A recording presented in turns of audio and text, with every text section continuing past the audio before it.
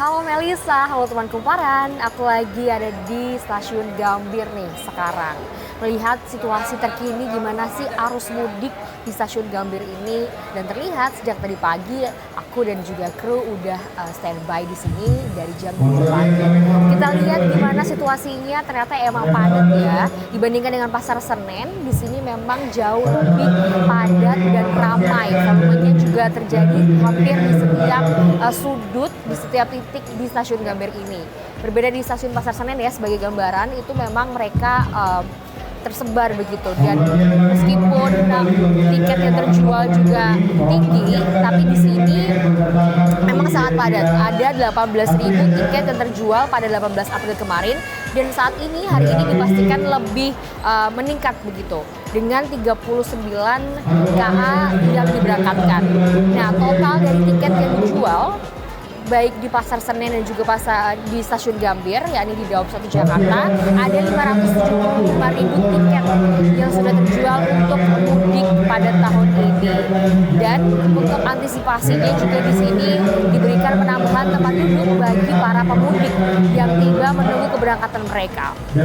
Meskipun begitu, di Stasiun Gambir ini tidak diberikan penambahan area bermain anak, jadi dihimbau bagi para keluarga, para pemudik yang membawa anak-anak tetap menjaga dan mengawasi anak-anaknya di sini. Kemudian selain itu ada juga informasi terkait puncak dari arus mudik di tahun 2023 ini, yakni diperkirakan terjadi pada 21 April. Jadi baik itu di stasiun Pasar Senen maupun di Gambir memang terjadi peningkatan atau puncak volume keterisian dan kepenuhan di stasiun ini memang diperkirakan pada 21 April ya, yakni H-1 Lebaran bagi yang lebaran di 22 April atau di hari H Lebaran yang merayakan Lebaran di 21 April. Kemudian sampai hari ini juga keterisiannya sudah mencapai 100%. 2 hari yang lalu sekitar tanggal 17 April ada 96 keterisian, 96%. Namun 18 April kemarin dan hingga hari ini juga sudah sampai 100%. Dalam periode atau waktu mudik ini, itu KAI sudah menambah 303 keberangkatan. Jadi ada penambahan jadwal keberangkatan sebanyak 303 yang diberangkatkan dari Gambir dan juga Pasar Senen. Nah, ini agar supaya warga atau para pemudik ini juga lebih nyaman dan tidak terburu-buru ya, diharapkan dan diimbau datang ke stasiun lebih awal.